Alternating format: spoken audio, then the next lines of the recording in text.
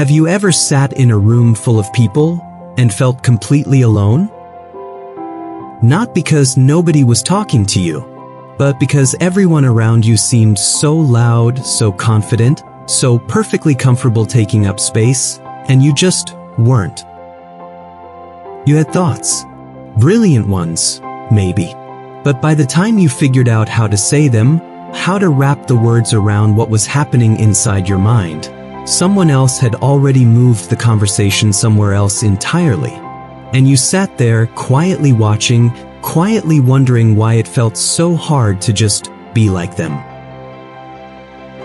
Or maybe you've been in a meeting, at a party, in a classroom, and someone looked at you and said the words that still sting even years later, "You're so quiet."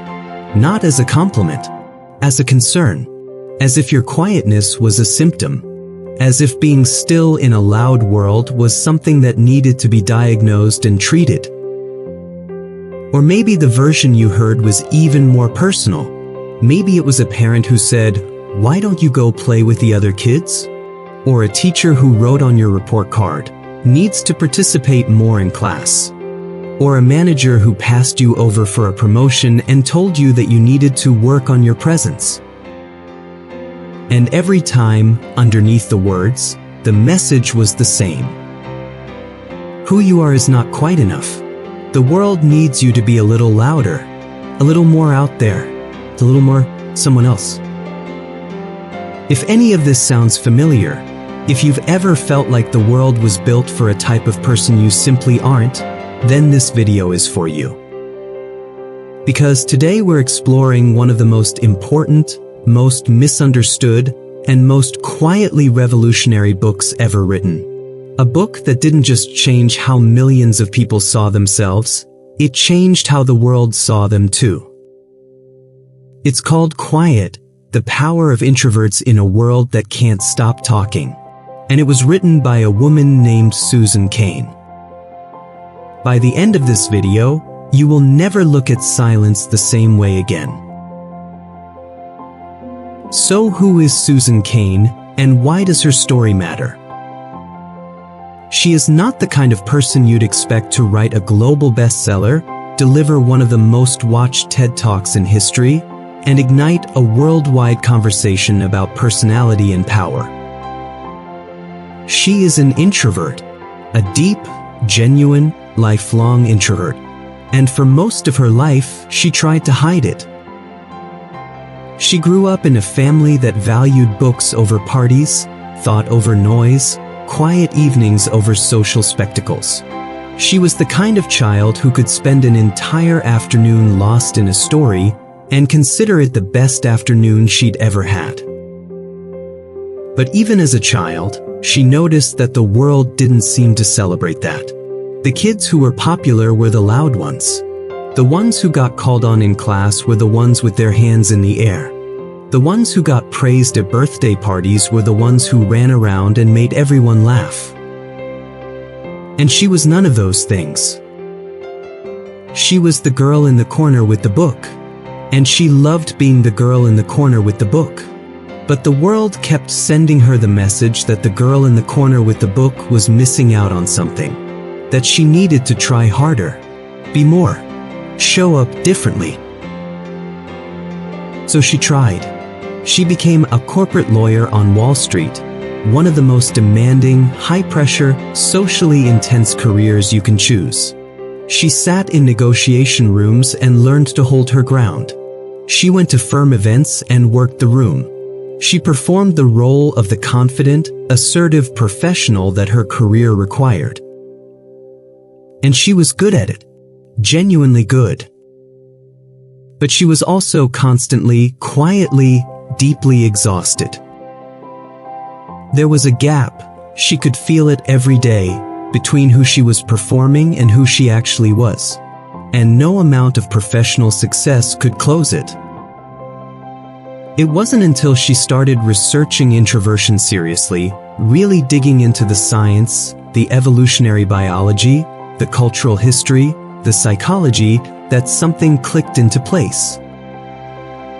She realized that the way she was naturally wired wasn't a bug in her personality. It was a feature, a different kind of strength, one that the world had been systematically undervaluing for decades. And so she left law. She spent years researching and writing, and she produced Quiet not just as a book, but as a message for every person who had ever been told, in 1,000 different ways, that their quietness was a problem to be solved. It isn't, and this book, this video, is the proof. Before we go any further, let's settle something that causes enormous confusion, because the myths about introversion are so widespread that even many introverts have internalized the wrong definition of themselves. Most people think being an introvert means you're shy, or antisocial, or that you sit alone at parties wishing everyone would go home. But that's not what introversion means. That's not even close. The real, scientifically grounded difference between introverts and extroverts comes down to one single thing: how they respond to stimulation. Extroverts are energized by stimulation, by noise, people, activity, interaction, fast-paced environments. The more happening around them, the more alive they feel. When things go quiet, when the room empties and the stimulation drops, extroverts don't feel relieved. They feel flat, but restless. They need to go find something happening. Introverts work the opposite way. They are not stimulation hungry. Their nervous systems are already running at a higher baseline. They feel most engaged when things are quieter, deeper, more focused. One real conversation feels more satisfying than 20 surface-level ones. A great book feels more nourishing than a crowded party. Thinking feels as rewarding as doing. And when stimulation gets too high, too much noise, too many people, too much going on at once, introverts don't get energized. They get overwhelmed. They get drained. They need to step back, step away, step into quiet. Think of it as a battery. For extroverts, social interaction is the charger. Being around people fills them up. For introverts, solitude is the charger. Quiet, alone time is what fills them back up. And social interaction, especially the loud, fast, shallow kind, is what drains the battery down. That's the whole difference. Not confidence, not warmth, not whether you love people or hate them. Just energy, where you get it, where you spend it. And here is the number that should stop everyone in their tracks. Introverts make up somewhere between 1/3 and 1/2 of the entire human population. Not a rare edge case, not a small minority. Potentially 1 in every 2 people you've ever loved, worked with, argued with, admired, or passed on the street. And yet, the world we live in was not built for them. It was built almost entirely for the other half. Let me paint you a picture. Imagine you're preparing for a job interview. You've done everything right. You researched the company. You know the role inside and out.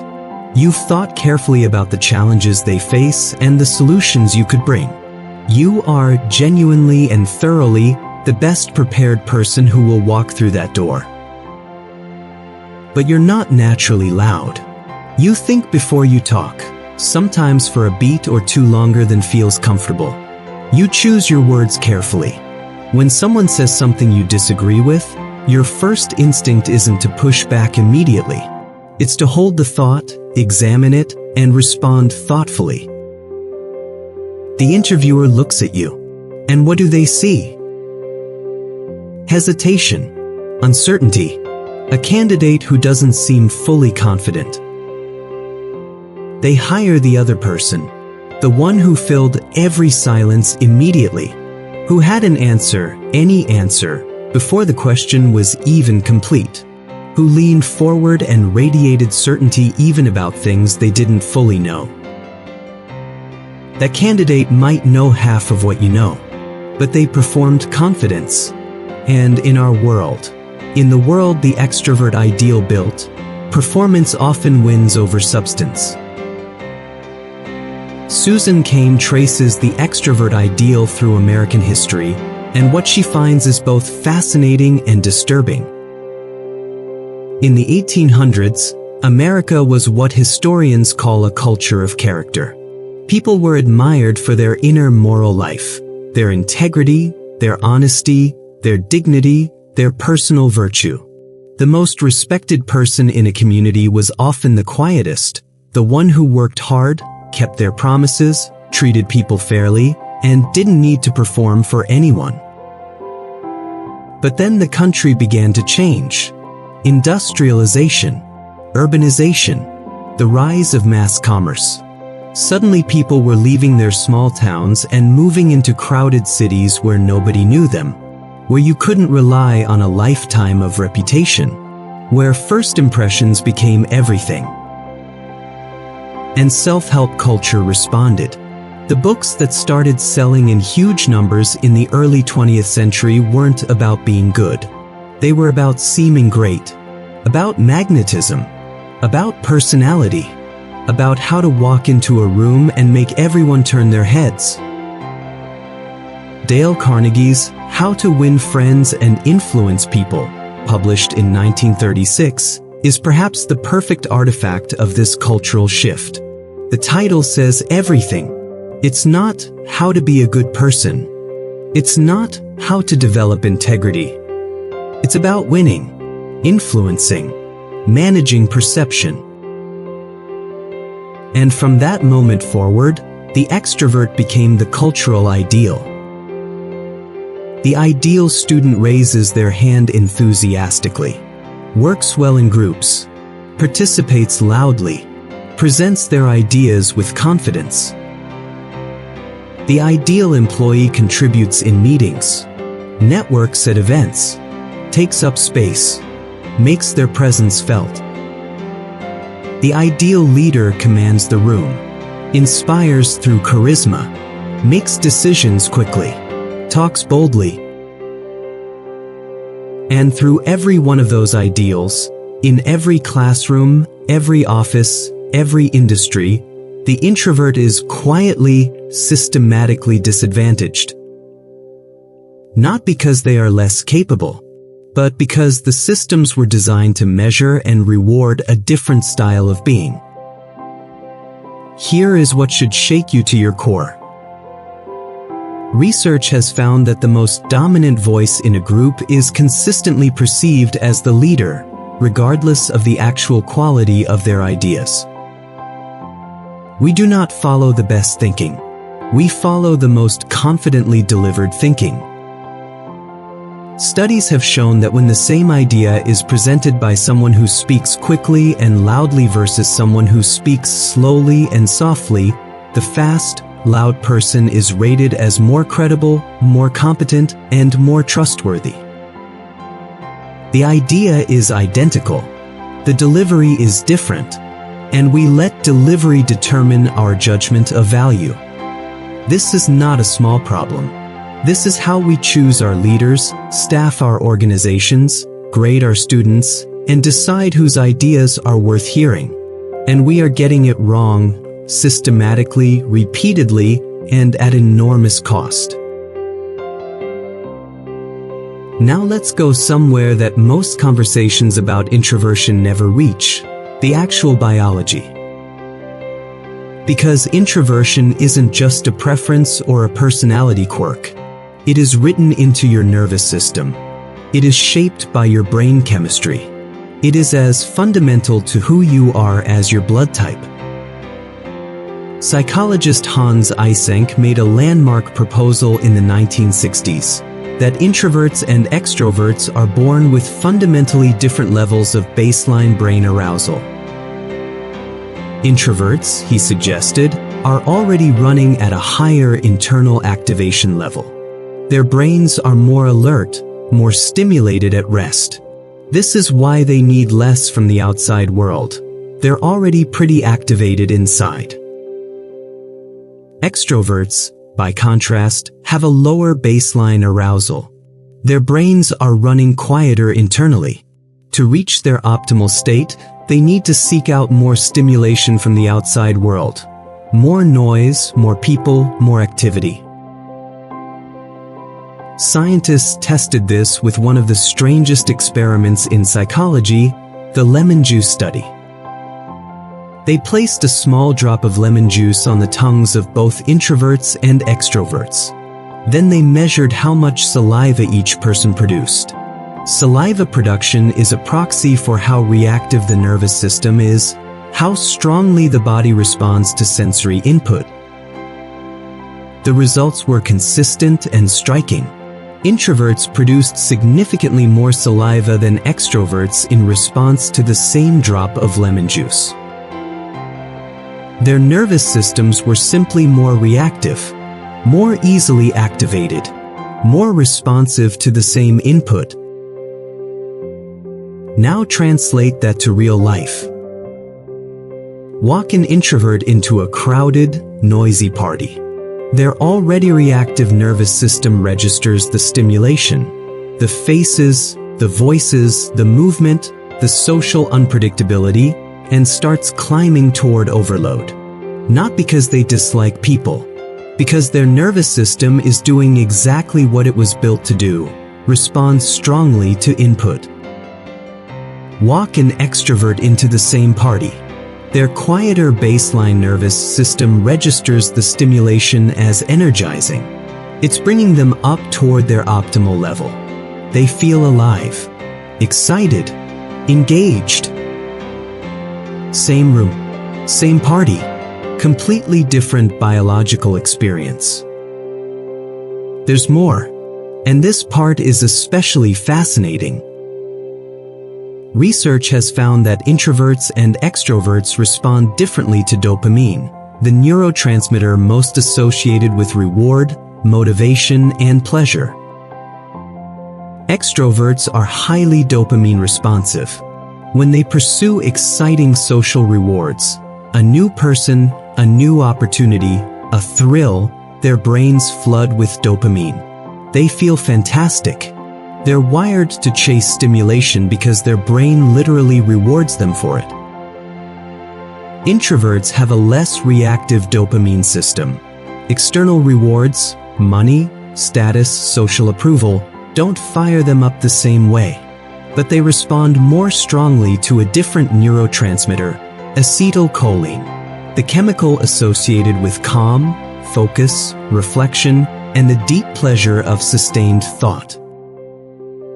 Extroverts get a high from doing, from chasing, from winning in the external world.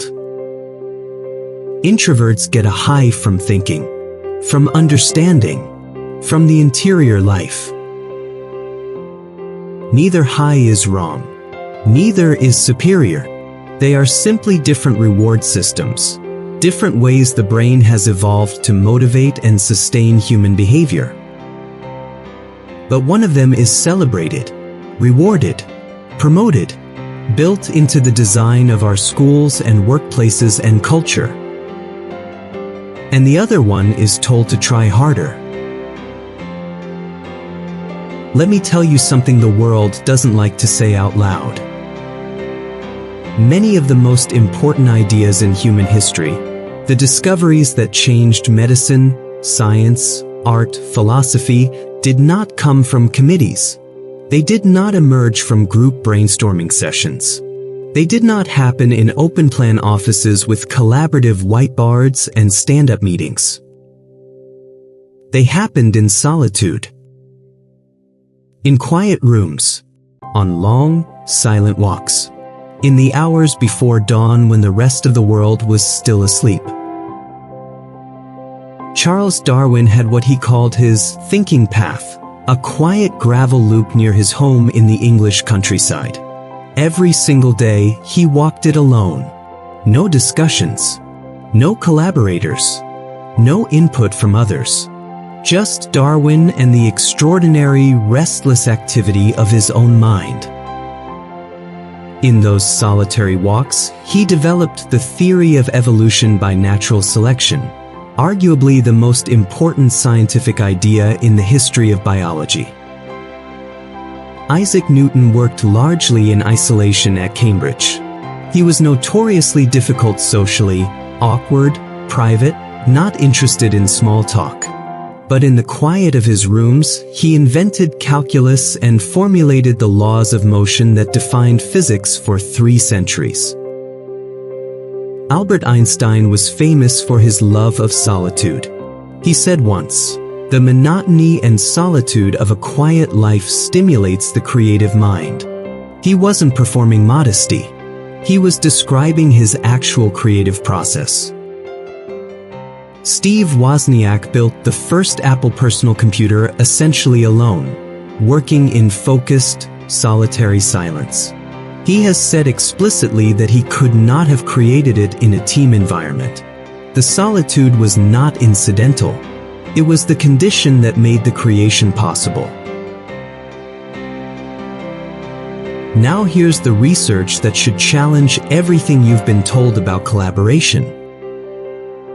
Study after study, going back decades, has found that individuals working alone generate more ideas, and more original ideas, than the same number of people working together in groups.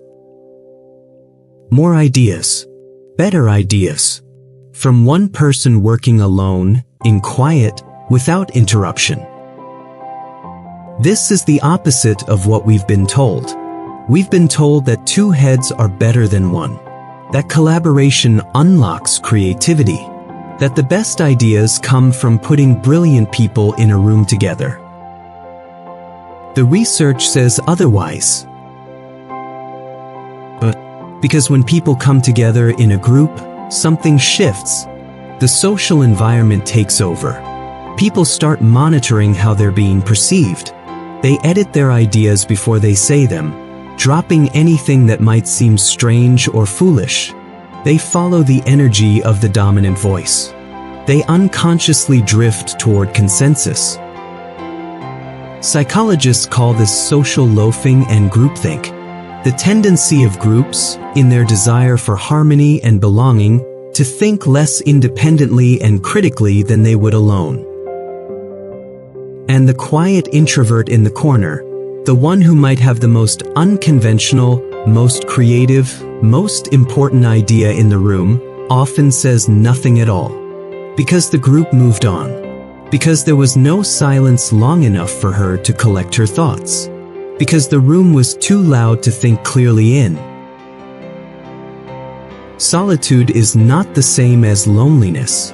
Susan Cain makes this distinction very carefully, and it matters.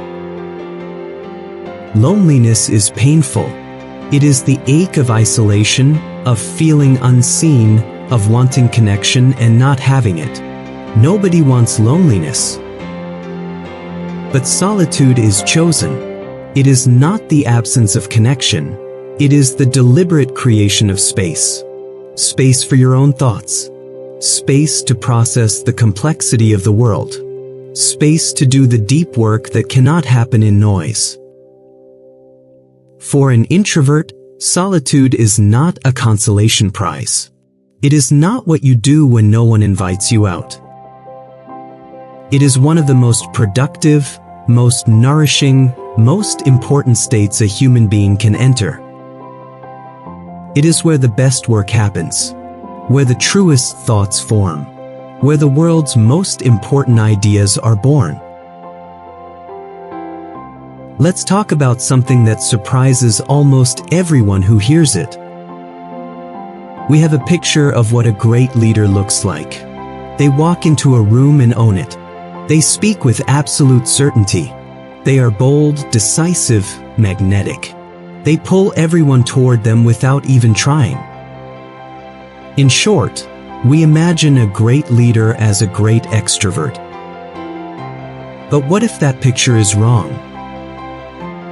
Organizational psychologist Adam Grant conducted research on leadership that produced a counterintuitive and important finding. When a team is filled with proactive, creative, initiative-taking people, the kind of employees every company says it wants, those teams perform best under introverted leaders. Not extroverted ones. Introverted ones. Because introverted leaders listen differently. They don't walk into a room already knowing what they think and waiting for others to agree. They ask questions. They sit with the answers. They genuinely absorb what their team is telling them. They create the kind of space where a proactive employee feels seen enough and valued enough to bring their very best ideas. Extroverted leaders, while often energizing and inspiring in many ways, can sometimes fill the room too completely. Their presence, their certainty, their enthusiasm can unintentionally crowd out the contributions of others. Not from bad intention, but simply from operating at full volume in a space that needed some quiet. History makes this argument even more powerfully than research does. Abraham Lincoln was shy. Genuinely, uncomfortably shy. He hated big social gatherings. He was known to disappear from parties. But he listened with extraordinary attention, made decisions with extraordinary deliberation, and led the United States through its most existential crisis with a kind of moral gravity that his more outwardly charismatic contemporaries couldn't match. Rosa Parks, often called the mother of the civil rights movement, was soft-spoken, deeply reserved, and described by people who knew her as profoundly gentle. But her refusal to give up her seat on a Montgomery bus was not an impulsive act of passion. It was a quiet, considered, courageous decision that changed American history. Mahatma Gandhi, the man who brought the British Empire to its knees through peaceful resistance, was so introverted that he reportedly devoted 1 day per week to complete silence. He found the noise of the world genuinely overwhelming. But from within that quiet interior, he developed a philosophy of resistance that inspired movements across the globe for generations. And in the business world, researcher Jim Collins studied the companies that made the extraordinary leap from merely good to truly great. He expected to find charismatic, bold, celebrity CEOs at the helm. Instead, he found something quite different. Almost universally, the leaders of these exceptional companies were described as quiet, humble, genuinely lacking in personal ego. They were not on magazine covers. They were not building personal brands. They were just quietly, relentlessly, deeply doing the work. Collins called them level 5 leaders, and their defining characteristic was not charisma. It was a ferocious, quiet commitment to something larger than themselves. The introvert style of leadership, careful, listening, humble, long-term, is not the leadership our culture idolizes. But it may be the leadership our world most desperately needs. Let's get personal for a moment. Because introversion doesn't just shape your career or your creativity. It shapes every single relationship you have. And this is where so much of the quiet pain lives. Picture an introvert and an extrovert who love each other. After a long, demanding week, the introvert wants Saturday to be still. Quiet dinner at home. A movie. Maybe a walk. Just the two of them, recharging in the warmth of each other's company without the performance of social life. The extrovert wants to go out, to see their friends, to be in a group, to feel that social energy, to come home buzzing. Neither person is being selfish. Neither is being inconsiderate. They are simply doing what their nature requires, following a biological need as real and as valid as hunger. But without the vocabulary to understand what's actually happening, this looks like, you never want to do anything. Or, you always want to drag me to things I hate. And love starts to feel like conflict.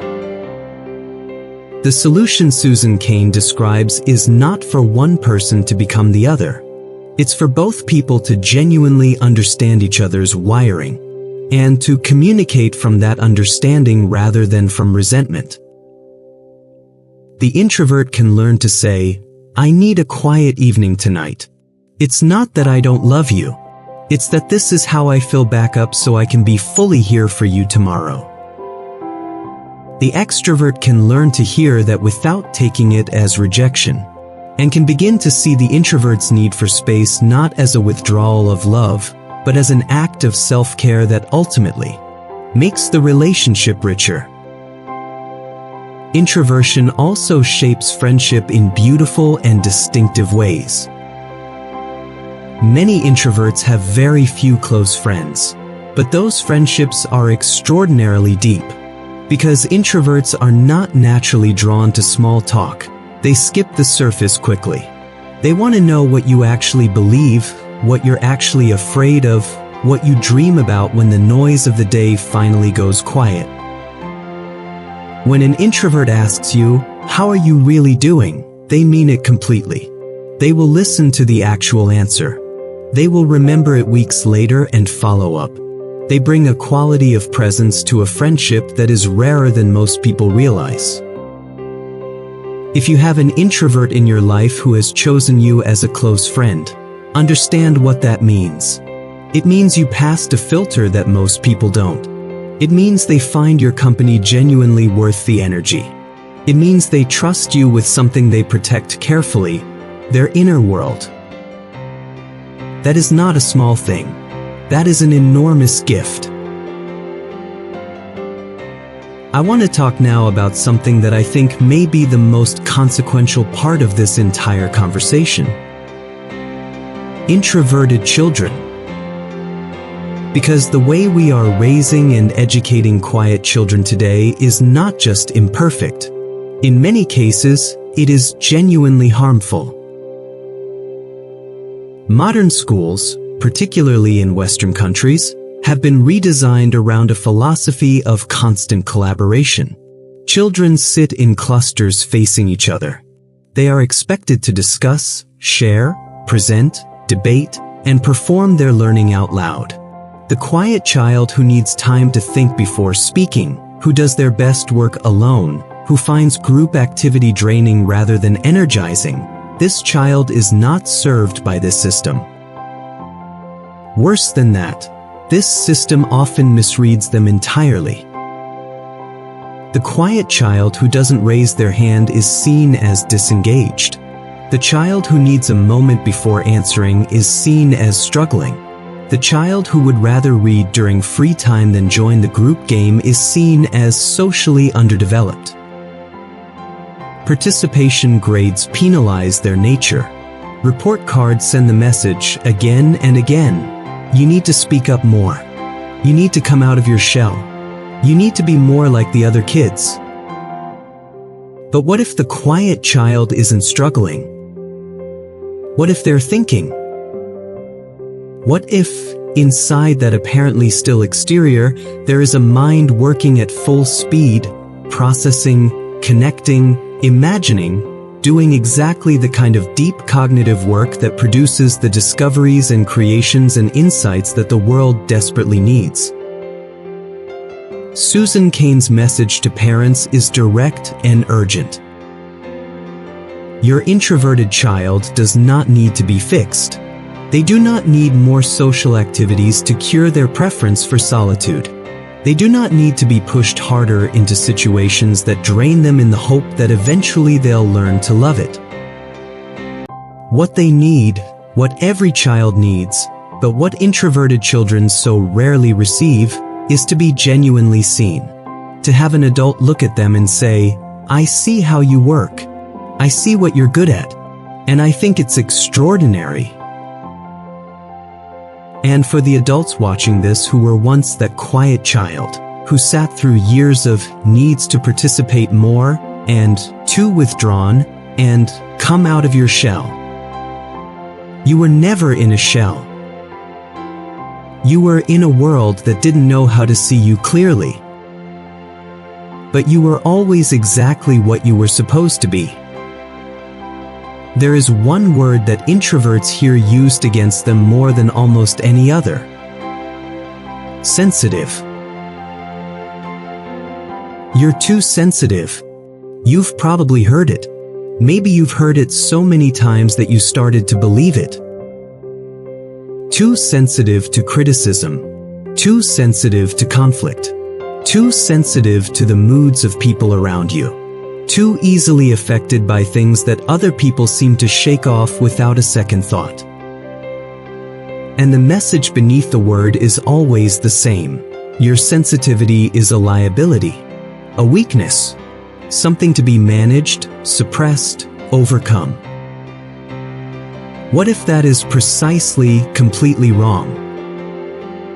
Psychologist Elaine Aron has spent decades studying what she calls the highly sensitive person, a trait that overlaps significantly with introversion. And her finding is that sensitivity is not a flaw.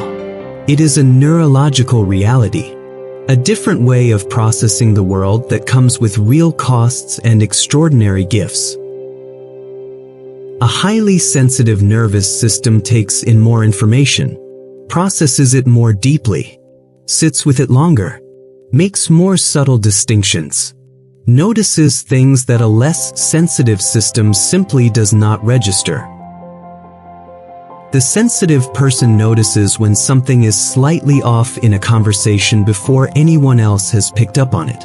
They feel the emotional temperature of a room the moment they walk in. They catch the flaw in the plan that everyone else is too excited to see.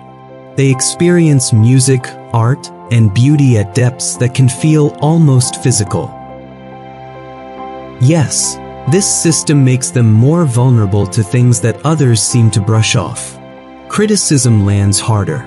Conflict costs more. Overwhelm comes faster. But the same sensitivity that makes criticism sting is the same sensitivity that makes them exceptional at understanding another person's pain. The same sensitivity that makes conflict costly is the same sensitivity that makes them extraordinarily careful about not causing hurt. Same nervous system that gets overwhelmed by noise is the same nervous system that produces art, writing, music, and insight of rare depth and beauty. In nature, Elaine Aron points out, sensitivity is not a disadvantage. In almost every species that has been studied, a portion of the population carries the sensitive trait. And this portion tends to survive, because they are the careful ones, the observant ones, the ones who notice the danger before the bold ones have even looked up. Sensitivity, in evolutionary terms, is a survival strategy. And in human terms, it is the source of much of what we find most beautiful and most meaningful about our civilization. So the next time someone tells you that you're too sensitive, you can decide, very quietly, that they are wrong. By this point in the video, some of you may be feeling something like relief, recognition, a sense of, yes, this is me, and it's okay. But others of you may be thinking, that's all well and good, but I still live in this world. I still have to show up for a job interview. I still have to present in front of a group. I still have to network and negotiate and sometimes be places that drain me. What do I do with that? This is where Susan Cain offers something genuinely liberating. It's called the free trait theory, developed by psychologist Brian Little, and it changes the conversation entirely. The central idea: yes, you have a core personality, an introvert's first nature, built into your biology, real and important. But you also have a second nature, a capacity to act outside your natural traits, temporarily, when something you genuinely care about demands it. You are not locked in. You are not a prisoner of your personality.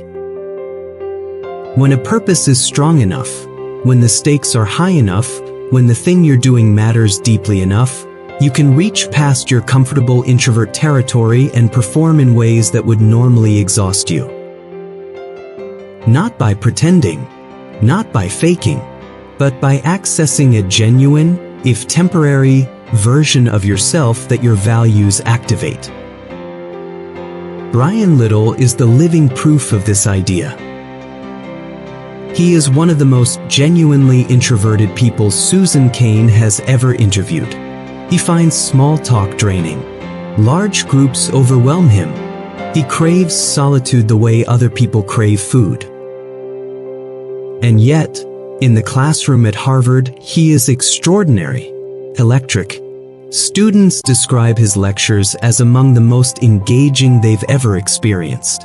He moves around the stage, tells stories, makes jokes, draws people in. He fills the room with warmth and energy. Because he loves his students. He loves what he teaches.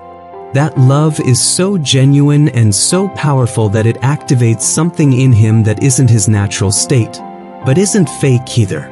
It's real. It's just drawn from a different source than the extrovert's natural ease. And then, and this is the essential part, he disappears. After class, he finds a quiet corner, a bathroom stall, a bench outside, somewhere he can be completely alone for a few minutes. He doesn't answer messages. He doesn't take meetings. He just breathes and lets the noise of the performance settle and finds himself again. He calls these moments restorative niches. And he is absolutely clear. Without them, he could not sustain the performance.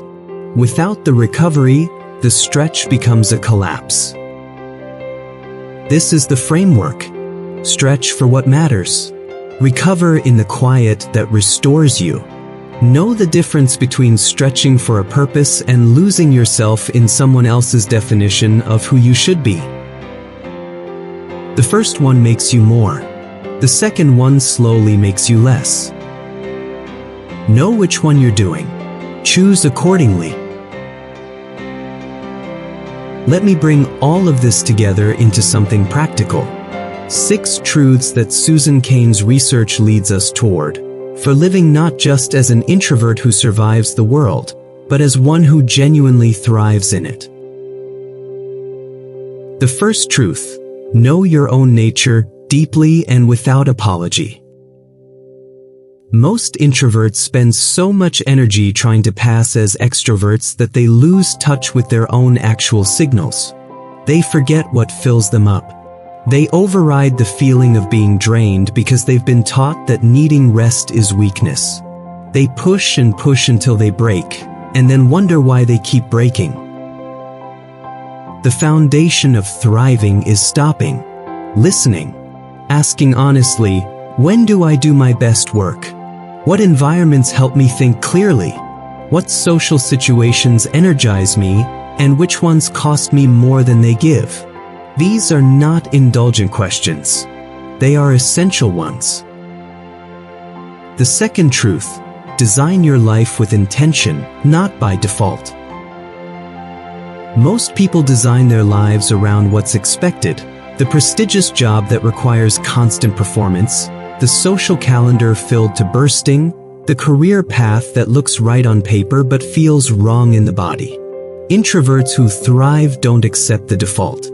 They make deliberate choices. They look for work that offers autonomy alongside collaboration. They protect their weekends with the same care they protect a flight to a city they love. They build in quiet the way other people build in meals. You are allowed to build a life that fits who you are. That is not selfishness. That is wisdom. The third truth: treat your restorative niches as non-negotiable. Restorative niches are the spaces, rituals, and moments that allow you to come back to yourself. The long walk, the morning before the house wakes up, the evening with a book, The weekend with no obligations and no performance required. These are not luxuries. They are infrastructure. They are what makes everything else, the work, the relationships, the stretching and showing up, possible. When you neglect them, you don't become tougher. You become depleted. Less creative, less patient, less present, less yourself. Protect them fiercely. They are not selfishness. They are the source. The fourth truth: stop apologizing for how you communicate. The introvert's communication style, thoughtful, precise, tending toward depth, preferring one-on-one to group dynamics, is not a lesser style. It is a different one, with genuine advantages.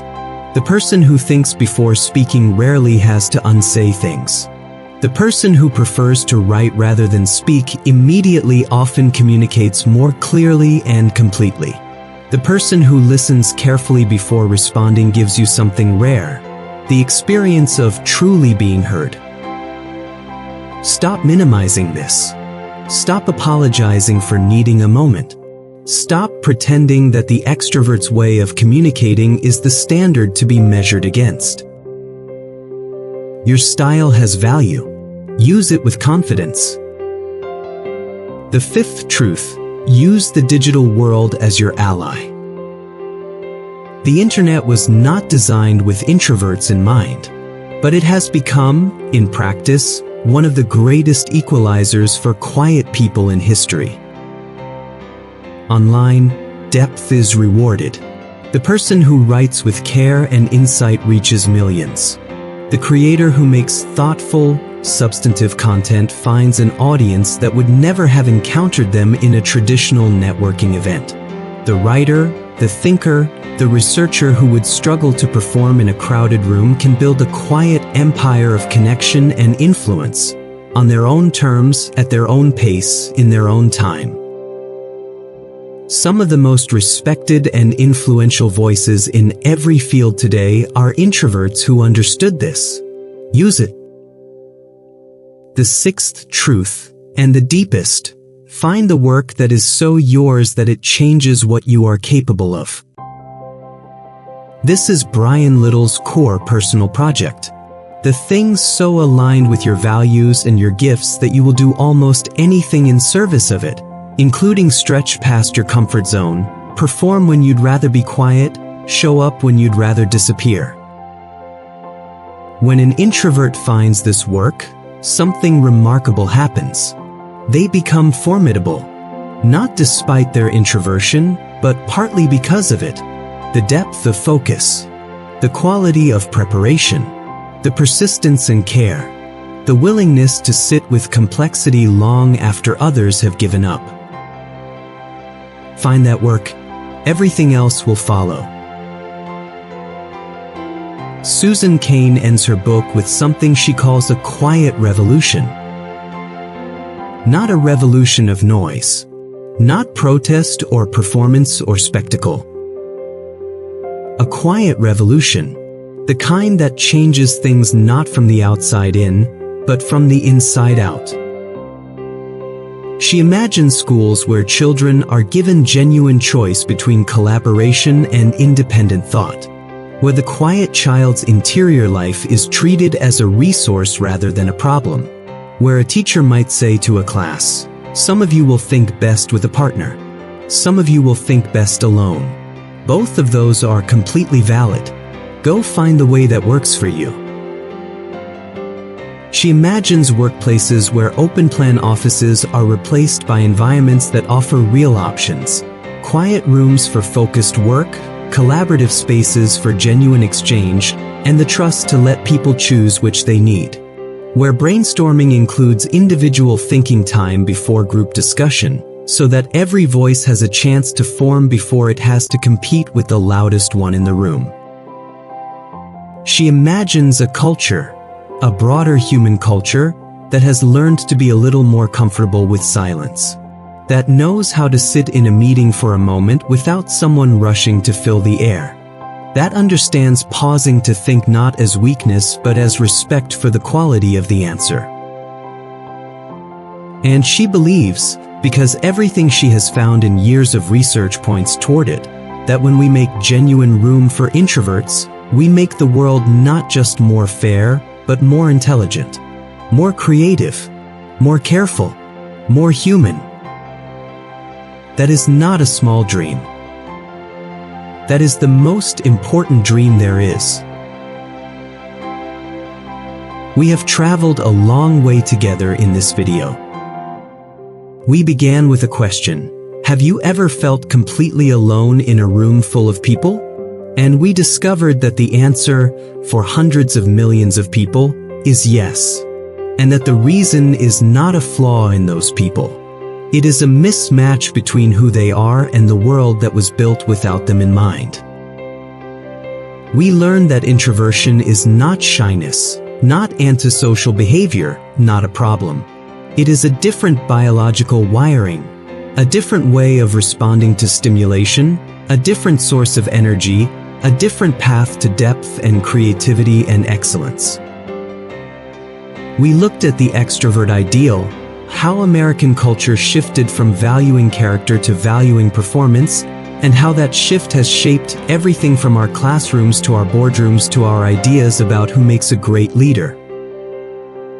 We examined the science, the neuroscience, the psychology, the evolutionary biology, that explains why introverts are the way they are and why those traits carry enormous value.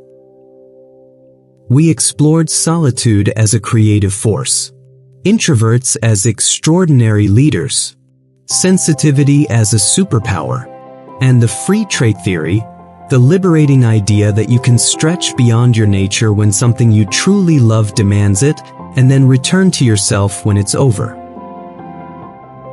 And now, before we end, I want to say something directly. Not to introverts in general, to you. If you have spent your life feeling like who you naturally are is somehow not quite right, like you're a step behind, a little too slow, a little too quiet, a little too much inside your own head for this fast, loud, performing world. I want you to hear something that Susan Cain spent years and thousands of pages trying to say clearly enough for everyone to finally understand. You are not behind. You are not broken. You are not missing something. You are wired for depth in a world addicted to surface. You are built for care in a culture that rewards speed. You are equipped for the kind of thinking that doesn't happen in noise, and the world has been waiting for that thinking, even if it didn't always know how to ask for it. Darwin walked his thinking path. Newton sat in his quiet rooms. Einstein let his mind wander in the unhurried silence he protected fiercely. They were not failing to be extroverts.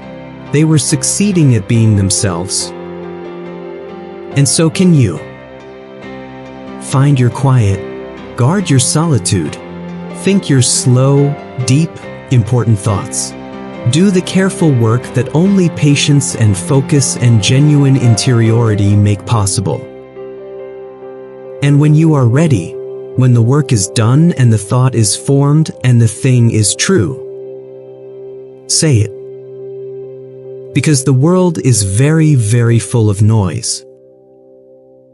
And it is starving quietly for someone who has something true to say.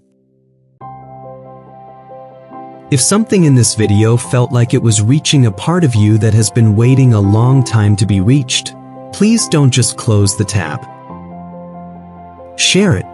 Think of the quiet person in your life, the friend, the colleague, the sibling, the child, who has been carrying the weight of a world that hasn't understood them. Send them this. Let it be your way of saying, I see you. I wanted you to know this. And if you haven't read Susan Cain's book, I hope you will. It is the rare kind of book that gives you not just information, but language.